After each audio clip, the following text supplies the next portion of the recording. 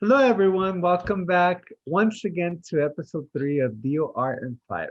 Like always, I'm Omar Lunar and I'm a graduate student in the College Counseling and Student Development Program at SUSE Pacific University, or APU. And currently, I'm a grad assistant in the Office of Accessibility and Disability Resources at APU. In this episode, we will be discussing in more detail how Department of Rehabilitation can help you fund your education, or at least parts of your education.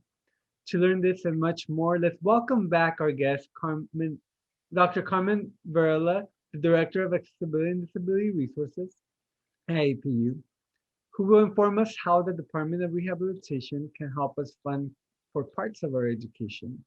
Hello, Carmen. Welcome back. It's good to see you once again. Hey, Omar, it's good to be here again. Same. So let's get started with our first question, Carmen. Sure. Carmen, Carmen, can you please share with me and with all of us, our audience, um, if vocational rehabilitation or DOR can pay for a private college such as APU? So that's a great question. So the Department of Rehabilitation can pay or help offset the costs of a private university such as APU. So typically, the Department of Rehabilitation will want a student to attend a state college. If for whatever reason, the degree or the program that the student wants to be in once they're eligible is not found at a state college, then at that point you could argue that the Department of Rehabilitation should pay for the full price of tuition at a private college. There are other instances as well when they can pay the full price, which is, for example, let's say a student who is blind has to travel 3 hours to get to their nearest state college, but the private university is around the corner, or maybe it's 5 miles away, right? So it would really cause an undue burden on the student to have to travel for 6 hours a day to be on campus. So there are various instances when the Department of Rehab can pay for a private college. If a student chooses a private university, the Department of Rehab can pay up to the state rate and help offset the costs of the private college for the student.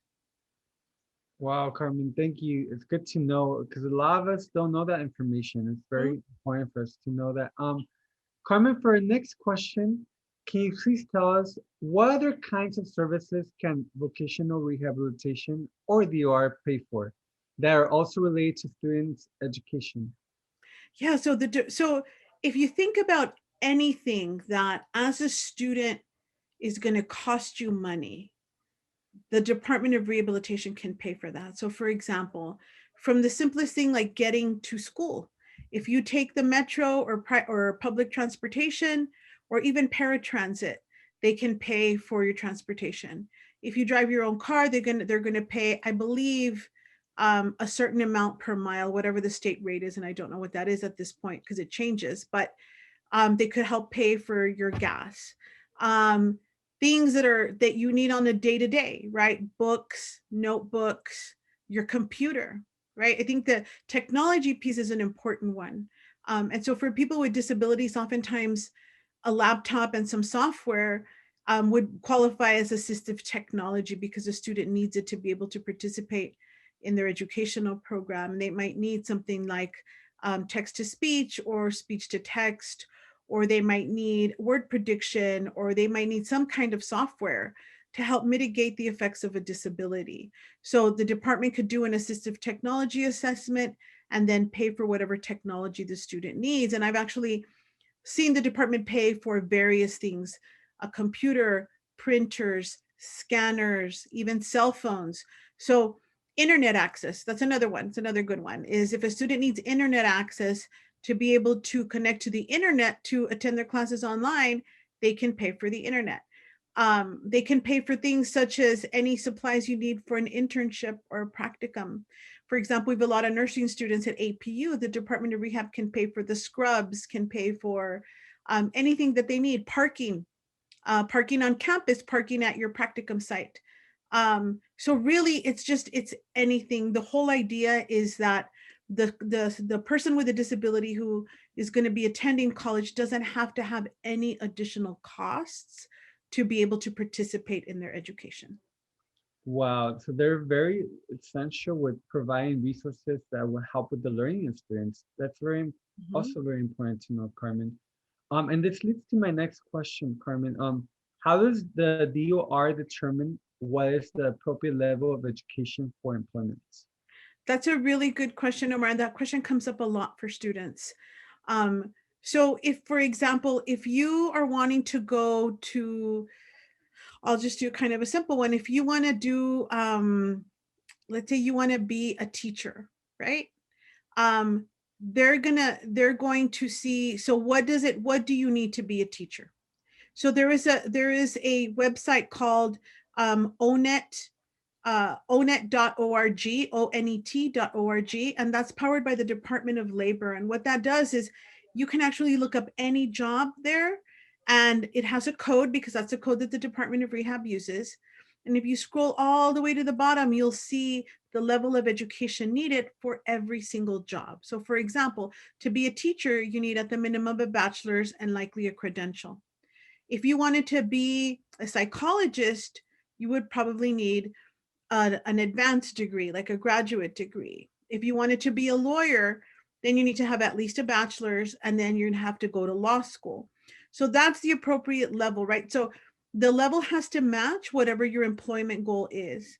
And the employment goal is up to the person with a disability. Now, the employment goal, there's a couple of requirements for that. One is, can the student achieve that? Two, is there average to above average projected job growth in that industry, right? So for example, if you wanted to be a lawyer, you could actually look on ONET and find out whether or not there's an average to above average projected job growth either in California or in any state in the US. And if you're willing to move out of state because there's not a projected job growth in the state you're in, you would just have to let the Department of Rehabilitation know that. So it's really kind of already determined.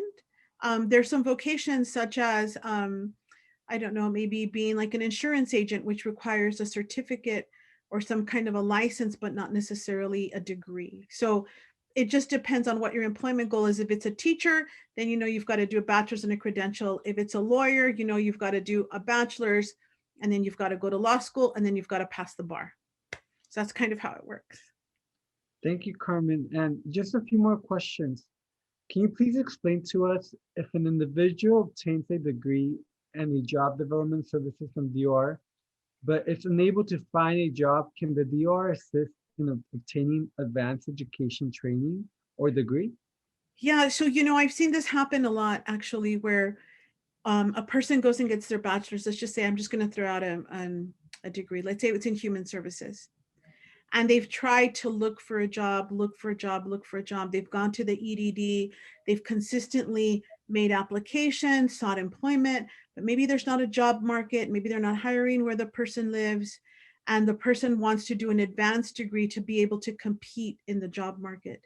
Then they would just have to show the department that they did their due diligence of actually looking for employment and were unable to obtain employment. So there are times when the Department of Rehabilitation can help a person fund an advanced degree in those cases. But I will say, Omar, is that it doesn't have to be in that case. So for example, if you already know that you want to be a lawyer, you know you're going to need an advanced degree. I would suggest that you don't let anybody talk you out of what you want to do, right? Or talk you out of your dream. Um, and then that's where you start, right? You think big, and that's your goal. You set your goal high, and that would be your starting point. Thank you, Carmen. And our final question of episode 3 of DOR in 5 is, what services and support are available to an individual while being a student in college? Yeah, so the department offers some really valuable services. So they can do things like counseling and guidance is probably one of the most essential and crucial services that the department offers students. So if you're unsure about something, or you just need to talk over your plan with your counselor, or maybe you feel like you want to switch careers, right? Or you want to switch paths. You always want to talk to your counselor first. Definitely talk to other people outside the Department of Rehabilitation or Voc Rehab. but you want to talk to your counselor. So they do counseling and guidance. There's other services that they can offer you through the Independent Living Center. Sometimes there are people with disabilities who need some extra support, kind of learning how to maybe groom appropriately or wake up on time, or the importance of just kind of some life skills training. And they can actually help fund those through your local independent living center. And if you don't know about independent living centers, you should.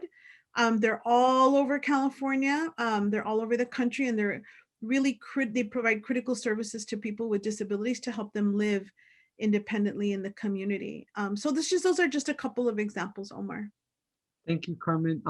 So we have came to the end of episode 3 of DOR in 5.